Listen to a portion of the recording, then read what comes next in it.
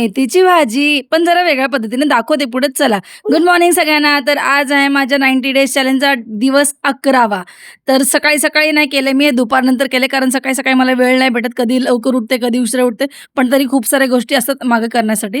म्हणून मग त्यानंतर मग नाश्ता करायला घेतला. नाश्त्यासाठी आज उपमा बनवायला घेतला. त्यात हे वाटाणे टाकायचं म्हटलं, पण तो सगळा डब्बा असा फ्रीज होऊन बसलेला. ते काही निघायला मागत नव्हतं. तरी मी कसंबसं करून खोललं. त्याला थोडं पाण्यात टाकलं, पण तरी ते खोलेना.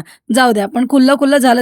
माझा उपमा रेडी झाला आणि ते बनवता-बनवताच मी धने, जिरेचं पाणी पिऊन घेतलं. आता चिनू ना एक-एक शब्द असं बोलायला लागले. आता हे बघा कसं बोलतोय तो.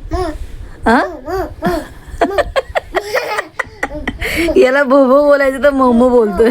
चला आता सांगते मी बनवलेल्या मेथीच्या भाजीची रेसिपी. तशी ही भाजी काय आहे हे सगळ्यांना माहितीच असणार. मी दाखवल्यानंतर समजेलच की अच्छा ही भाजी बनते, पण उगीच गुपित ठेवते. बट आता मला तसं सांगायचं म्हणून मग मी सांगते. मी 2 कांदे चिरले, त्यानंतर मग लसूण, थोडे काजू, 2 टमाटे घेतले. कांदा टमाट्याची ग्रेव्ही बनवायची म्हणून त्याला मी बाजूला थंड होण्यासाठी ठेवून दिलं, कारण मला ते मिक्सरमध्ये वाटायचं होतं.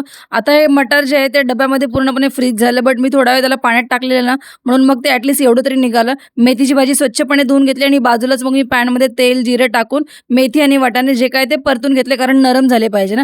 त्यानंतर त्याच कढईमध्ये मी जिरा टाकला आणि जे काही मी प्युरी ग्रेव्ही जे बनवलेली त्याला चांगल्या पद्धतीने भाजून घेतलं. तो मसाला पूर्णपणे भाजणं गरजेचं आहे, नाहीतर मग टेस्ट येत नाही त्या पद्धतीने. आणि मग जे आपले घरातले मसाले ते टाकले. आता समजलं तुम्हाला मला काय भाजी बनवायची.